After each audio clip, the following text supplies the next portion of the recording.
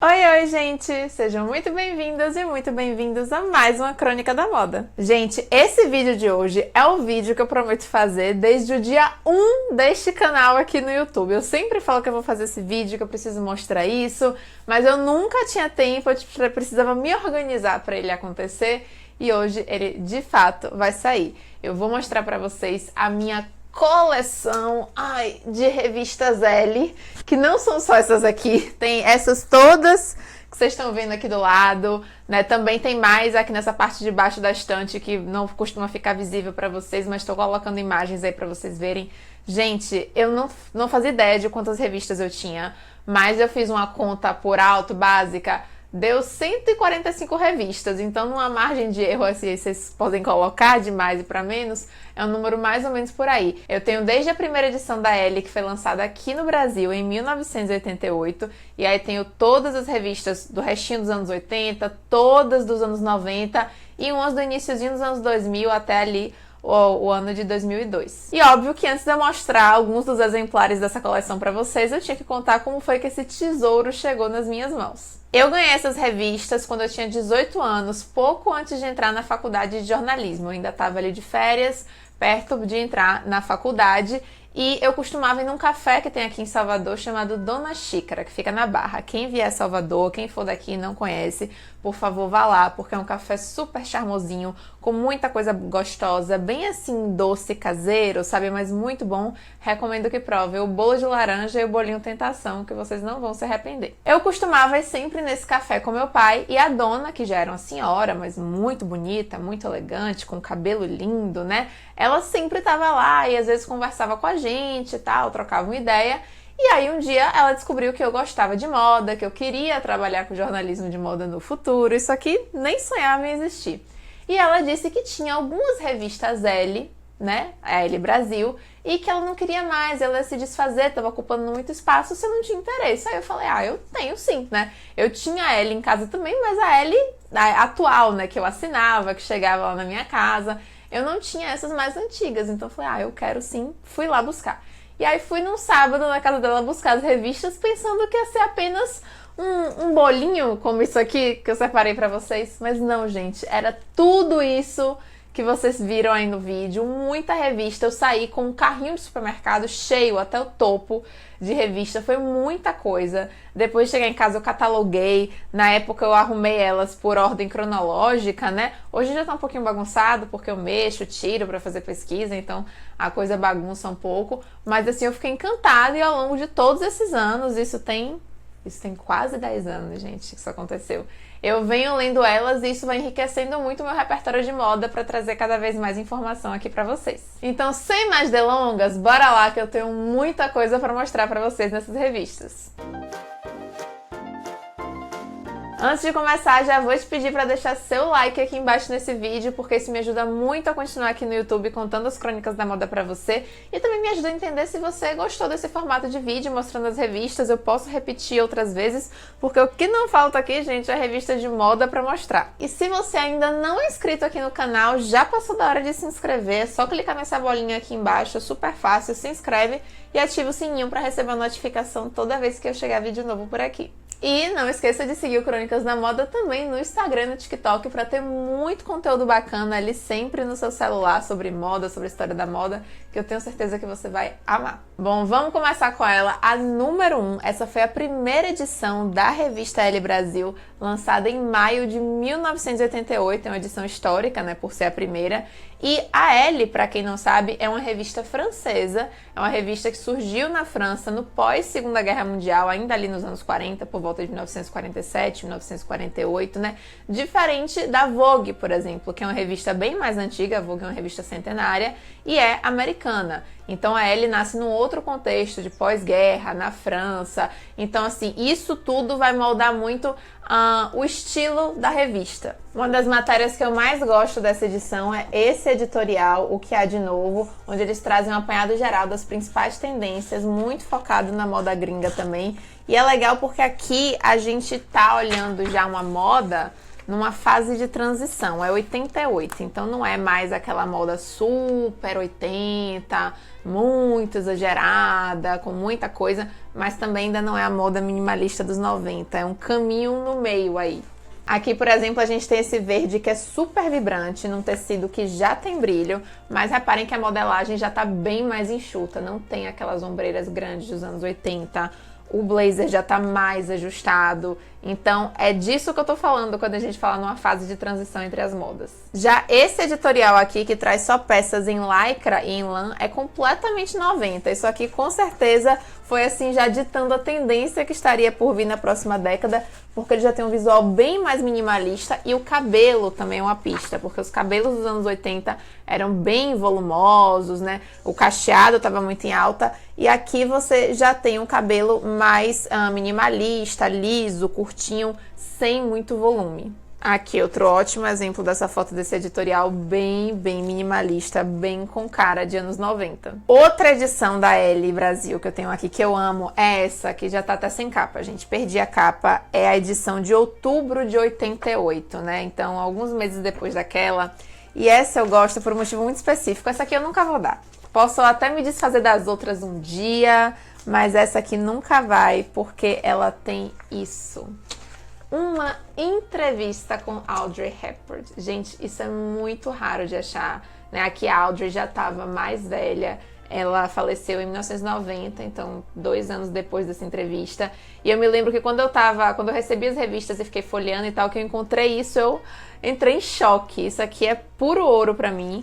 É uma entrevista muito legal, onde ela revisita várias coisas da sua carreira, como ela se tornou um ícone de elegância, um ícone fashion. O nome da matéria é Lady Hepburn e fala assim: um modelo de elegância, ela exibe aqui a coleção 88 de Givenchy e passa em revista sua vida hoje, desfrutada na paz do campo. E aqui tem uma aspa dela dizendo: me visto de Givenchy porque ele sempre foi e continua sendo o melhor. Inclusive tem um vídeo aqui no canal onde eu conto a história da amizade de Audrey e Givenchy. Isso foi mais do que uma parceria assim no mundo da moda, dele vestir ela para os seus filmes e fora dos filmes também. Eles realmente se tornaram muito amigos. Essa matéria foi uma entrevista e tem uma pergunta que a repórter faz sobre a entrega do Oscar daquele ano de 88, que a Audrey foi usando um modelo do Givenchy. E olha só como ela respondeu, abre aspas: certamente, quando estou com o vestido de Hubert de Givenchy, sei que estou vestida da melhor maneira possível, mesmo invadida pela angústia de cair em cena ou de não me lembrar o que devo dizer. Com o vestido de Hubert, tenho muito mais confiança em mim. E eu preciso dizer, tem outra frase dela nessa entrevista que eu amo e traduz muito a forma como eu vejo a moda e a forma que eu me visto. A Audrey diz assim: o que há de mais belo que um vestido simples, feito de uma maneira extraordinária, num tecido extraordinário, complementado só por 2 pares de brincos? Tenho muitas coisas em comum com o Hubert. Amamos as mesmas coisas. Ela estava se referindo mais uma vez aos modelos criados por Givenchy, quando ela foi perguntada por que ele vestia ela há mais de 35 anos. E ela dá essa resposta que, assim, vai no meu coração, porque é realmente o que eu penso quando eu me visto. Um belo vestido, com um belo corte, com um belo caimento. E você só precisa complementar com os acessórios e tá tudo bem. Aqui tem mais algumas fotos dela usando modelitos dele, dessa coleção de 88. Ele ainda estava vivo, tá? Ele morreu recentemente, se não me engano, em 2018. E aqui ainda tem um pouco de 80, tá vendo?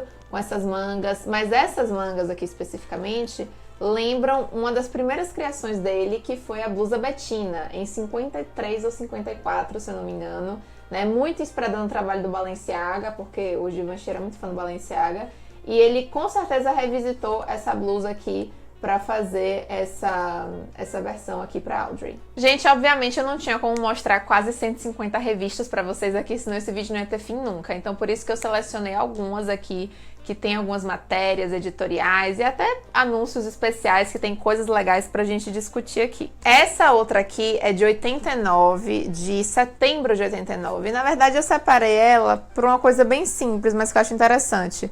Uma das coisas que eu mais gosto de ver nessas revistas antigas é as propagandas, né? São bem diferentes do que a gente vê hoje e até dos produtos mesmo. E aqui tem um anúncio do tênis All Star. Olha só, gente, como ele era.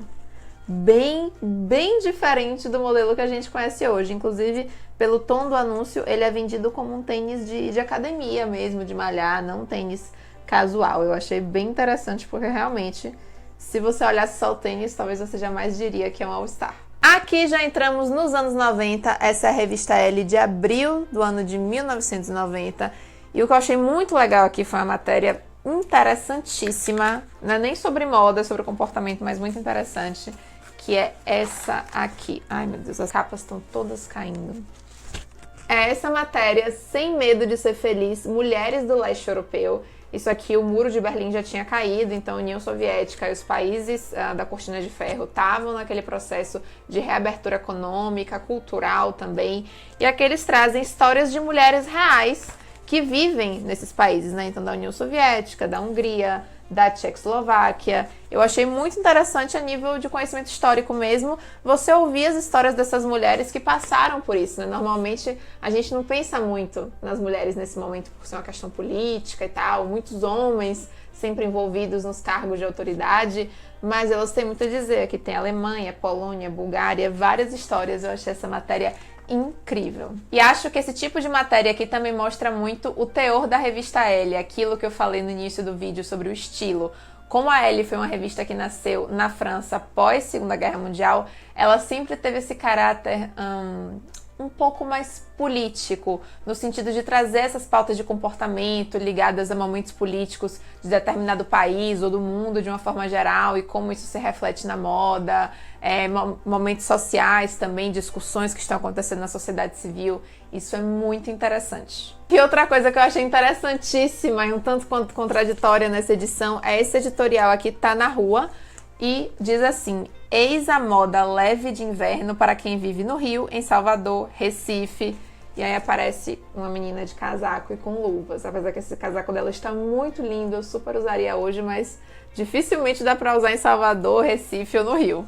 Mas olha, o puro suco da moda dos anos 90, bem minimalista, PB. Olha as faixas de cabelo que estão tão em alta agora, que voltaram muito. Lembram que eu tinha falado da fase de transição das modas? Olha aqui, ó. Já é 1990, mas ela tá usando esse colar super suntuoso, dourado com preto, com esse laço grande, essa fivela aqui, né? Que é mais a cara da moda exagerada dos anos 80. Aqui é a mesma coisa, com a pulseira também bem grandona. Então a gente tem nesse final dos anos 80 e início dos 90 sempre essa fase de transição entre as modas de cada década. Essa é a edição de março de 95 e traz essa matéria muito legal sobre a primavera-verão 1995, né, que as grifes estavam desfilando. Eu achei muito interessante essa parte aqui, em que eles relacionam as tendências da passarela com as décadas a que fazem referência.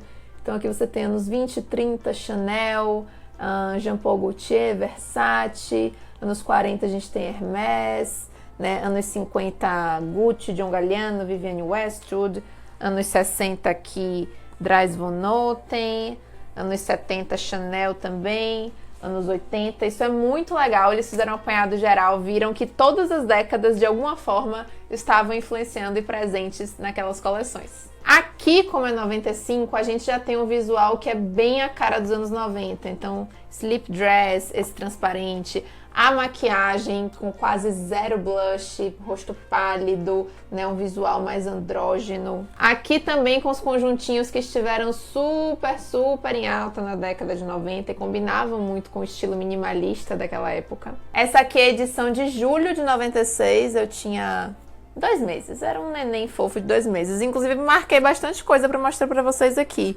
mas uma das coisas foi isso.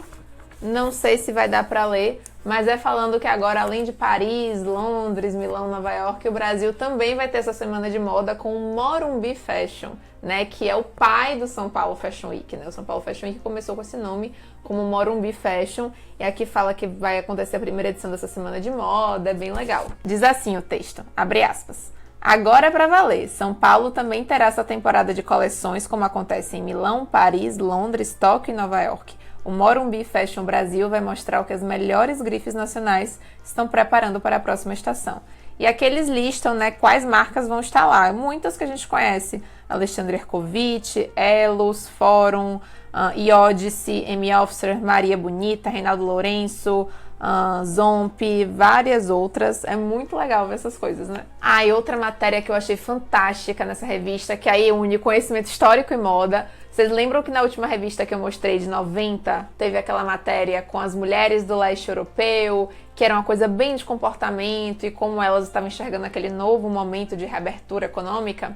Pois bem, aqui tem uma matéria que eu achei muito interessante, que é as dondocas de Moscou. Não sei se está dando aí para vocês verem, espero que sim, mas que basicamente fala de milionários russos, né, com suas esposas, que viram finalmente a Rússia ser invadida pelas grandes marcas, pelas grandes grifes de luxo que até então, antes da abertura econômica, não existia, né? Então foi de Coca-Cola a Chanel para lá. E as mulheres desses homens muito ricos começaram a consumir massivamente essas marcas e se tornarem assim, como se fossem essas influenciadoras lifestyle com vidas hiper luxuosas que a gente acompanha hoje pelas redes sociais, né? Eu não sabia que esse fenômeno, se podemos chamar assim, tinha acontecido, mas eu achei bem interessante, bem legal que elas retrataram aqui. Olha só o que a matéria diz. Socialites russas vivem um universo paralelo protegido por guarda-costas e limusines à prova de balas. Elas querem brilho, status e estilo, mas sobretudo grifes famosas. Inclusive essa loja aqui, com esse brilho dourado todo, esse tom de azul no vestido dela, dá pra identificar que marca é, né? É com certeza Versace.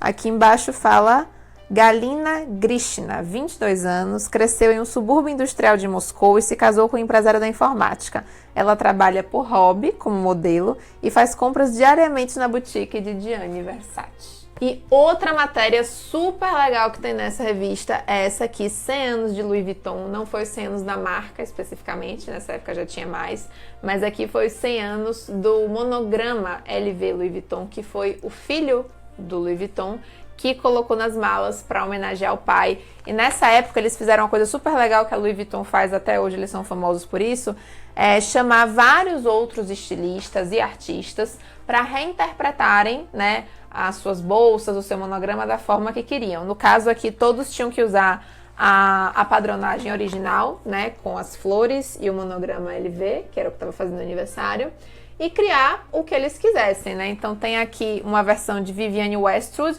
que criou tipo uma pochete, né? Só que era maior e para ser usada no bumbum, quase como se fosse um busto do século XIX. E essa aqui, chegamos nos anos 2000, abril de 2002. Gente, olha, Penélope Cruz, novíssima na capa. Gente, com a cara de nenenzinha. E uma coisa que eu separei aqui pra vocês, eu fui procurar algumas referências das modas dos anos 2000 aqui, não achei muita coisa justamente por estarmos naquela fase de transição.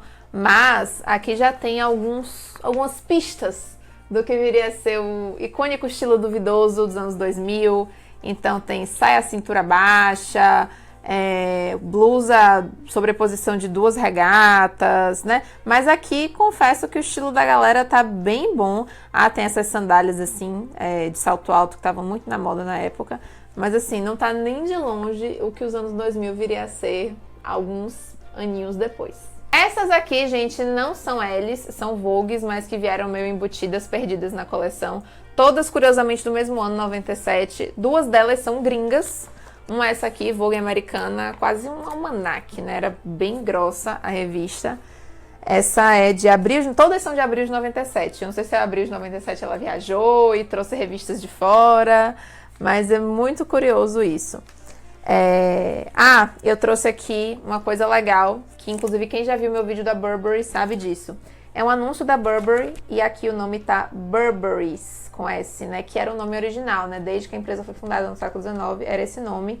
E só, agora eu não vou lembrar, não sei se 98 ou já no início dos anos 2000, eu não vou lembrar o ano exato, eles tiraram esse S, né? E aí saiu o S tanto da logo como das etiquetas. Inclusive é até uma coisa boa para vocês se atentarem, quando forem comprar alguma peça vintage de Burberry, dá uma olhada na etiqueta, porque se tiver a etiqueta com Burberry's, com S, você já sabe que ela é um pouquinho mais antiga.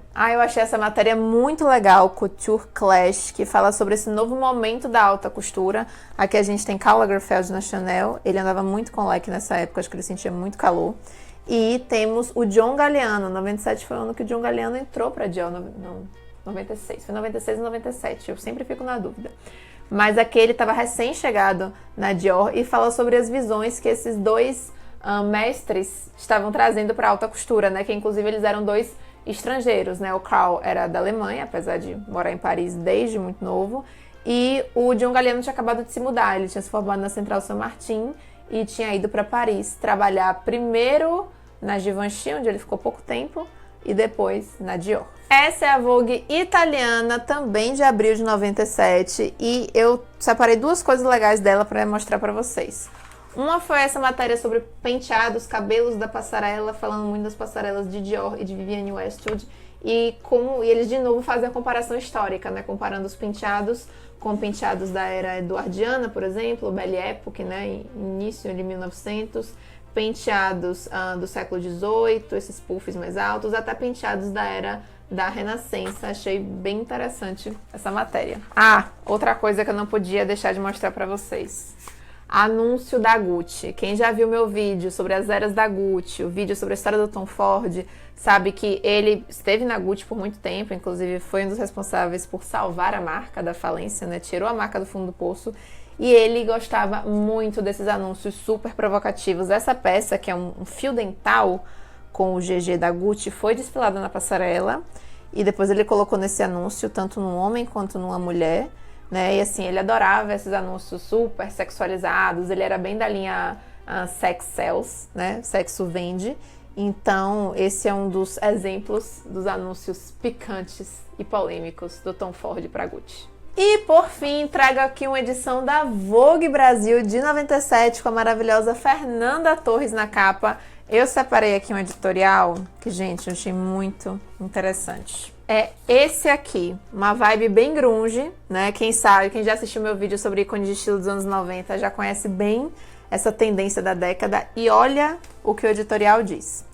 Com as diferenças cada vez mais tênues, os papéis se invertem com facilidade e a moda aposta na falta de gênero. Nos 60 e 70 era o unissex, depois a androgenia. Agora é a vez do neo-unissex. Gente, eu acho isso tão doido, porque hoje a gente discute tanto moda sem gênero, genderless, né? Só que hoje é muito mais de um lado masculino, porque as mulheres, enfim, a gente já usou tudo que tem no guarda-roupa masculino. A gente já pegou camisa, já pegou blazer, já pegou calça, já pegou gravata, já pegou mocassim, paletó, tudo.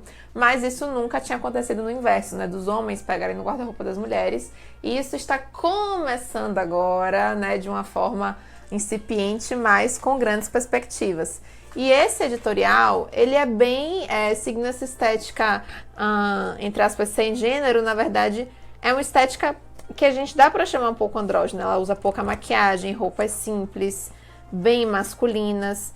Então é mais uma vez a mulher assumindo esse estilo mais masculino, né? Que eles chamaram aqui de neo-unissex. Eu achei assim bem legal porque casa um pouco com a discussão que a gente tem hoje da moda sem gênero. E outra matéria interessantíssima dessa edição é essa aqui, a moda de todos os luxos, que foi escrita por Constança Pascolato, que escreve até hoje na Vogue Brasil, e ela faz um apanhado geral do que apareceu nos desfiles das Semanas de Moda Internacionais. E, gente, queria mostrar pra vocês, porque isso aqui é o puro suco dos anos 90. É minimalismo, é o estilo mais grunge, é o estilo gótico, tudo que era tendência nos anos 90 tá nessas páginas. Eu acho que eu nunca vi uma década tão bem refletida como nessas páginas. Aqui ela já traz os glamourosos, que são glamourosos em relação àquilo que a gente viu antes, né? Mas ainda assim é muito básico, é muito enxuto. O mais maximalista, digamos assim, se é que dá pra usar essa palavra que a gente vê, é nessa parte aqui que tem esse casaco com esse tecido tipo vinil, né? Já tem brilho, tem umas coisas um pouco mais exageradas, mas ainda assim é realmente um retrato perfeito do que foi a moda dos anos 90. E é isso, eu espero que vocês tenham gostado de conhecer um pouquinho da minha coleção de revistas. Eu confesso que eu adoro ter elas, porque é uma grande fonte de pesquisa pra mim, né? Não só de moda, às vezes eu me deparo com algum anúncio muito louco, tipo anúncio de cigarro, que hoje não rola, e pra mim é muito estranho. ver. Então, assim, é uma fonte de pesquisa muito legal. Acho muito bacana poder, inclusive, ler matérias, ler entrevistas com pessoas que já se foram, como foi o caso da entrevista da Audrey, né? E que não é uma coisa que você encontra com facilidade na internet. Então, espero que vocês tenham gostado. Me contem aqui embaixo o que é que vocês acharam, qual foi a matéria que vocês ficaram mais curiosos para ler. Um beijo!